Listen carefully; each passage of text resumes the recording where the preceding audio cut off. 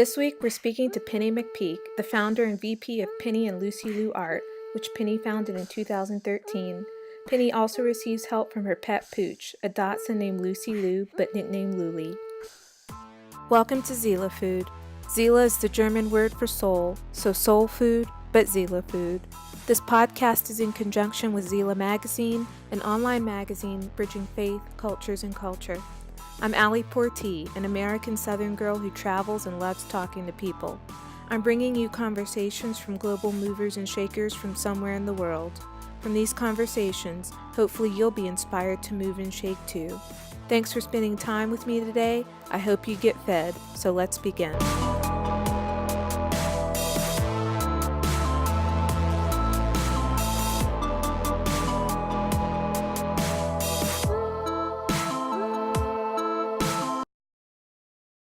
When Penny started her business, she built it from the ground up with her website, pennyandlucylou.com, and then she began to take her photography to the next level, to make a business. To print outdoor art, Penny offers substrates like aluminum, acrylic, tempered glass, and newly non-glare acrylic. Penny uses the highest quality of UV-cured ink for her work. And when it comes to printing indoor art, Penny prints on paper and framing, as well as on PVC, hardboard, gatorboard, and she uses other options. Penny is also able to do customized work. She works in South Carolina, Georgia, North Carolina, and Virginia. In this interview, Penny opens up about her journey to starting her own turnkey art line by joining generations of women entrepreneurs in her family, like her mother and her grandmother. Penny talks about what led her to start a business, the pros and cons of being an entrepreneur, what her art line offers, and her faith. That is her Christian faith. So sit tight and enjoy this interview with a South Carolina businesswoman in the art business. So, Penny, thank you so much for taking the time to do this podcast today. Definitely. And to talk about your experience in business as a woman in South Carolina, and just to talk about some of the challenges that you go through in starting a business, the things that people should think about before they go into starting a business, and then what your company does. So we'll jump right into it. Okay. What are some of the things that you wish that you knew now than when you knew before starting your business? What are some things that people must think about? Well, I'm 3 years in, so I am still learning to that extent of what I need to do to continue growing. But I took the steps to starting very slowly to ensure that I made them wise steps before just jumping fully in and making a lot of mistakes that could cost a lot of money. Sure. So really the best thing is I found guidance along the way through some other companies. Specifically, there's one we're very close with since my mom, Pam McPeak, is an interior designer. Mm-hmm. She works with a company, and the owner of that company specifically talked to me, and I was very fortunate to have some quality time with asking him questions and how to move forward, specifically to work with designers, residential designers, on projects and how to kind of shape my business so that it would be user-friendly for them and things like that. And you come from a family of women entrepreneurs, Yes. So then you kind of already had that guidance as well. Yes. Did you hesitate at all, or did the women in your family say, just do it? Just Yeah. I mean, I think I definitely have had some moments where I'm like, why am I doing this? Like, this is so stressful. I could go work somewhere and not have to worry about this. But then I think about the freedoms that I have and the benefits that I have by being an entrepreneur. I actually come from a family, in the past 2 generations on both sides of my family, at least 2 generations, there have been so many entrepreneurs in different businesses. I mean, going back to my grandma, even her dad was a business owner. He owned a grocery. Her grandfather owned a farm. So there's been business ownership and that type of responsibility kind of ingrained in me. Sure. But the design side and the creative side of it has more come more recently after working with my mom and kind of following somewhat in her footsteps, but a little bit to the side of those footsteps. So we're together in it, but to the side a little bit as well. Sure. And you were a journalist before, right? Or you were working for a newspaper in Virginia. And what was the pivotal moment was it a day that you woke up and said, I'm going to go start my own art business? No, that did not. Okay. It didn't happen quite like that.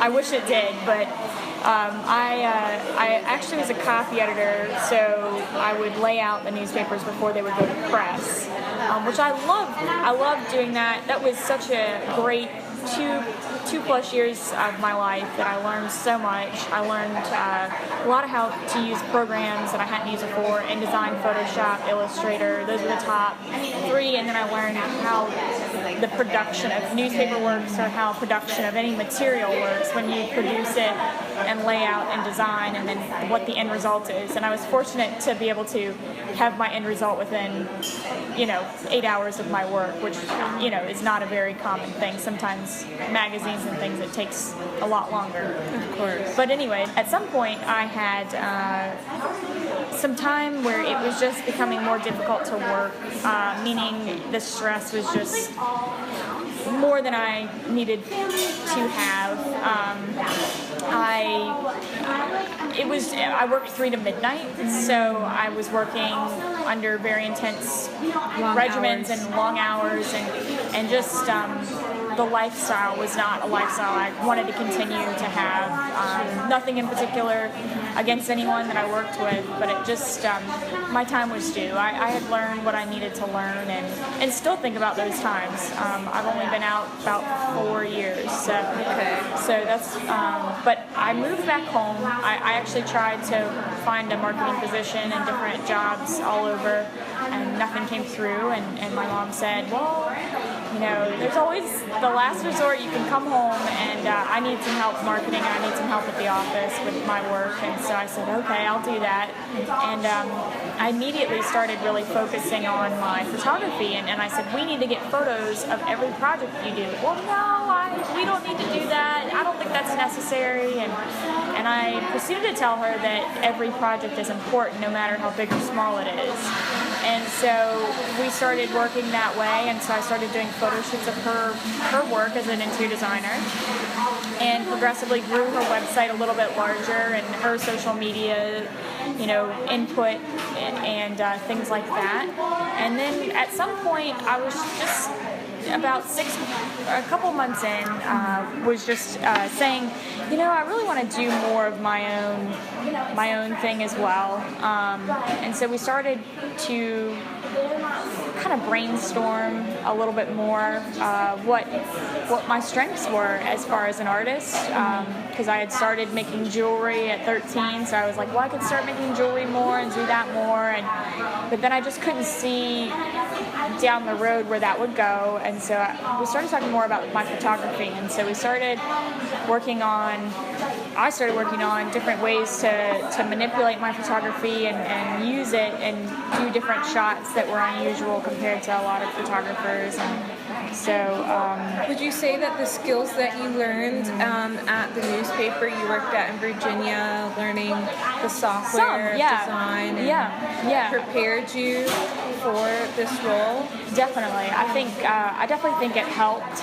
And I also hung out with all the photographers at the paper too, so that also helped. How to do photography. I knew a lot before then, or not a lot, but I knew some strong basics prior to that, but then I learned more digital-wise. I knew more film photography, and so we would talk photography stuff, and I would take photos and do things, but I went hiking a couple times, and that's with some of those photographer friends, and that's where some of my first pieces started, where I did close-ups of lichen and moss and these earth things that would make good statement pieces for a room, and so that's kind of where.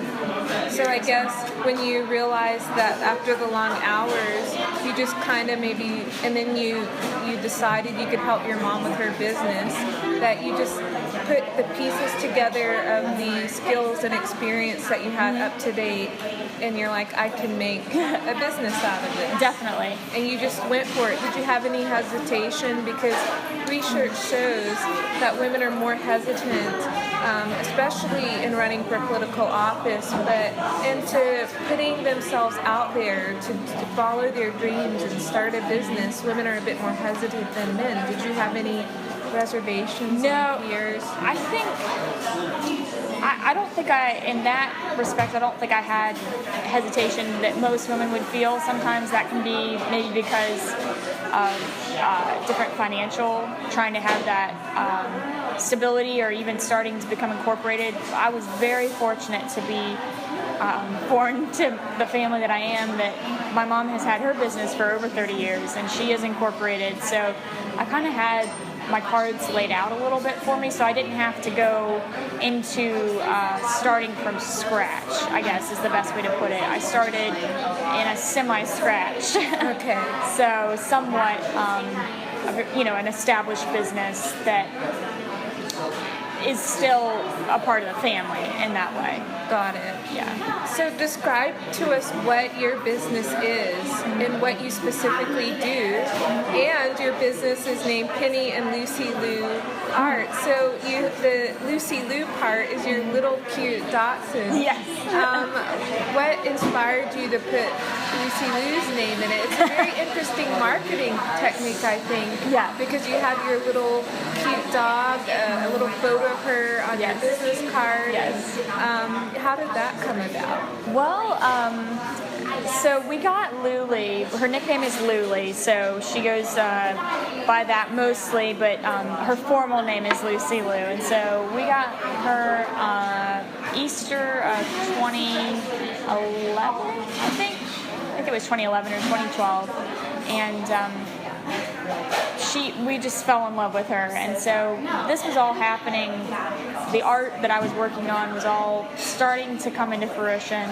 We got her in the mix, and we started kind of, just building off of this like cuteness with her, and we've had a really good response, definitely from designers that I've spoken with and talked to about my art, especially if they're dog lovers or dachshund lovers. They immediately connect with me on that level. But the art, to go back to your first question, to answer that, is so we are an outdoor-indoor art line, and what that means is I sell to the trade, meaning to designers, architecture firms, hospitality, designers, and the administration that plans all these things, commercial, healthcare, senior living projects. Those are kind of our things that we work on mostly. And I do some retail sales here in Columbia with Stephen Ford. He's an interior designer at his composition store. There's a kind of a variety of things that I offer in that. And then the outdoor part of the art is we print on acrylic, aluminum, we print on tempered glass, and kind of doing some other unique things, printing maybe on some different types of materials. So then you showcase, or your work is showcased on the walls of a lot of Columbia businesses, and then you also work with people in North Carolina, right, and Virginia. Are you in Georgia? I have two sales reps, so they kind of cover the basis for travel on those states. Locally, I've mostly I've done some local work, but most of those projects have also been out of state as well. but worked with GMK Associates. They had a out-of-state senior living in Cary, North Carolina. Did some art for that project. We have some sorry, let me back up. The sales reps that I have, we have 2 sales reps. Bess covers North and South Carolina for commercial hospitality. And then Karen, she covers Georgia, Alabama, Arkansas, Tennessee, Mississippi, and Louisiana. And she has some sub-reps that she has a kind of a conglomerate of reps that work with her, but she's my point of contact in that. So Karen and Bess are my two ladies that have pretty much helped me cover the Southeast with any commercial hospitality projects. And you mentioned that you have a team. How important is a team in having a business, and is it as overwhelming as one may think to be able to, how did you go about finding these 2 women? Are they paid on commission? Did you put an ad in the local job advert site to find them? Right. Could you do this work without them? No. Okay. Absolutely not. They help me get to places that they already are working with a lot of designers. They've found new designers that they had not worked with previously. I've given them contacts because they both are independent sales reps. So that means they'll carry lines like fabric lines for commercial work. They'll carry furniture, outdoor furniture, lighting. They'll cover kind of a nice little package of a basis for a project that someone might be working on. They need help, and they might only use one thing out of that line, but then they say, hey, I like working with Bess, or I like working with Karen. Maybe I'll see what else they have to work with. How did you find them? I actually started with Bess, and she's based in Charlotte, and I found her. I actually went to, it's called NEWH. It's a group of women in hospitality. It was national executives in women in hospitality. It started in the 80s, I believe, but it's actually grown more. It's not just women executives, and it's not just women. It's men and women, anything to do with hospitality, from the lines that are offered, or designers are members. We are members, and I met Bess at an event, and she was just starting as an independent rep, and she was kind of telling me where she was growing. And so a couple months after that January, she called me and said, well, I need some art. What can we do here? So that's where we started. And then she brought Karen along at some point because Karen liked the art. So a team is essential probably in starting a business. Definitely. You can't do it on your own. No, not in this business. Okay. There are certain businesses I'm sure you can work more alone, but the best way to succeed in this business is hitting that pavement, and they help do that, getting door to door. Just like door-to-door sales were back in the old days. It's not any different. Today it's still the same, just a little bit more sophisticated. Sure. I'll go with Bess on appointments and things. We've got some coming up, and we'll go set up the appointment with the client and do a full presentation. About an hour long. Sometimes we'll do like a lunch and learn if they need to learn about a new line or a new product. But anyways, yeah, that's pretty much. It's like a full pitch that you have to do. Yes, I have a selected amount of time that I have to be able to get my info out to them. How much time do you usually have for your When I go with Bess, I usually have probably about a solid 10 minutes, maybe a little bit longer depending. And then the rest is Q&A and discussion. Her time too. If I go with her on appointments, she'll let me present. I'll present my art, and she'll present the other lines, and we'll go back and forth talking about questions and things that they need to know about the art and how it comes and what the options are, how customized it can be, and so.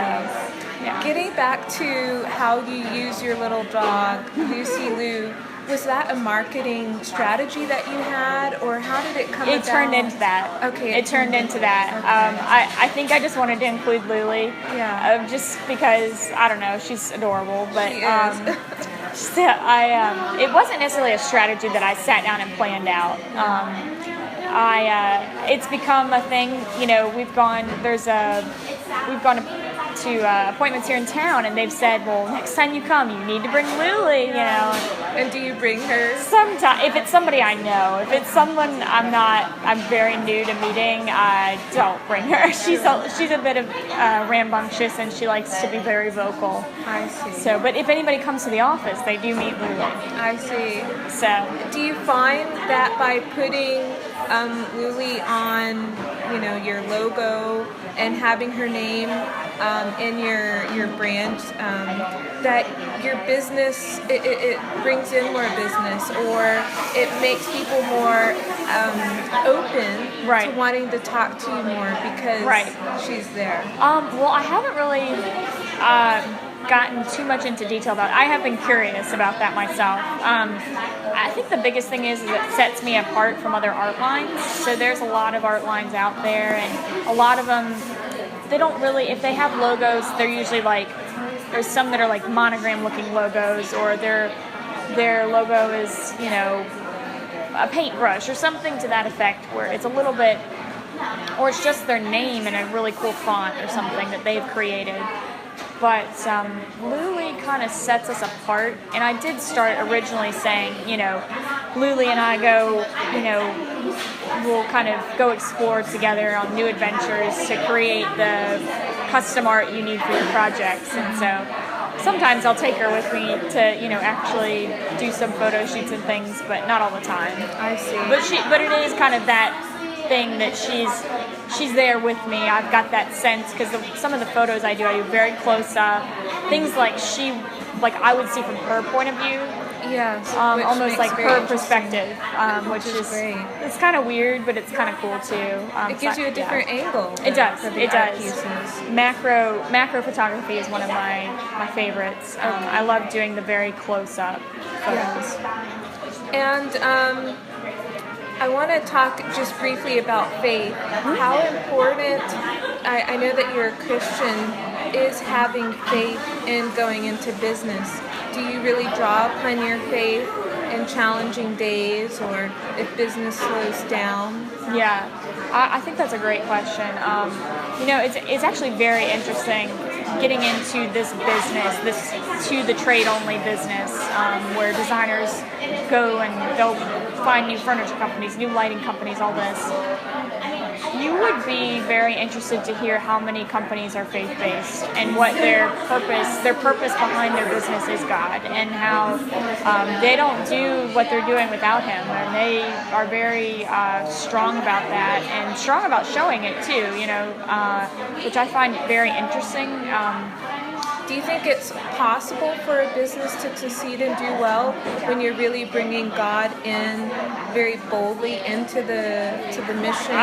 Vision, it takes time. Marketing, right? All of these businesses take time. He's not going to make it happen overnight, like anything. But I think by showing that on the forefront, and that is something that I've considered having a little bit more forefront, or kind of putting that somewhat in my business philosophy. And that God guides you as you... I think so. I definitely think so. I think one of my things that I always questioned with faith was not asking for help, because it's well, God puts us here on earth to take care of ourselves, and we need to make our decisions. That's how I always thought, and we would need to take with what He's given us. Well, I found that there's times where even when I've been given what I've been given, it's very hard to continue and make sure I'm still on the same right path. And, so that's kind of one of those things, if that makes any sense, that I think has been very faith growing in the past 3 years with the business. Sure. Yeah. A lasting couple of questions. Yeah. Where do you see Penny and Lucy Lou in the future? What are your hopes and your dreams for the company? My hopes and dreams, and I actually had a designer I met with recently in Richmond, Virginia. He asked me the same question. He said, he gave me a 3 to 5 year frame, or maybe 10 years or something like that. And I just stood there and I was like, I think I hadn't thought about it too much, because I try not to overwhelm myself with all the different possibilities, and because things have changed even in 3 years that I never expected would have happened. I hope down the road that Penny and Loose Leaf Art is able to customize and help healing in different healthcare settings, help progress healing. That's one of my biggest forefronts that I want to continue on. Healthcare is very important to me in that way, because healthcare, it involves not just what you're going to the doctor for, it involves your surroundings. But even in hospitality, any type of hospitality or commercial, restaurant, different even education areas, there's different types of commercial projects that we have the ability to create the art that is being sought after, and a lot of times they don't even know what they're looking for, and that's fine, and that's where the conversation starts. Okay. Okay, great. And do you hope to go to Europe or the Middle East or Africa someday and start to photograph there? Maybe so. Yeah, definitely Europe. I don't know about the Middle East, but maybe someday. To travel a bit. I would. I've actually had a friend of mine from college. She's from Thailand, and she's offered for me to come over anytime. And I'm like, maybe someday. Maybe I'll have a hotel I need to work on over there. Yeah. That's great. Well, thank you so much for your time and offering some insights, and hopefully it will be inspiring to someone who wants to start their own business. Yeah, definitely. I hope so. Yeah, I guess you would just say to just do it, just go for it. Go for it. I definitely would say that. And think about what you want to accomplish. I mean, so have a vision. Have a vision. Don't just do it just because you don't like where you're at working. You can't really just do that unless you have some sort of a financial background that can support that. Of course. But definitely consider your options and think about what you could accomplish with having your own business. Wonderful. Well, so, thank you. I hope you enjoyed this podcast conversation and that it fed you in some way to pursue your own dreams. Be sure to subscribe to Zayla Mag at zaylamag.com, SEELEMAG.com, where you'll be automatically entered to win our giveaways. And follow us on Instagram at Zayla Magazine, SEELE Magazine. Till next time.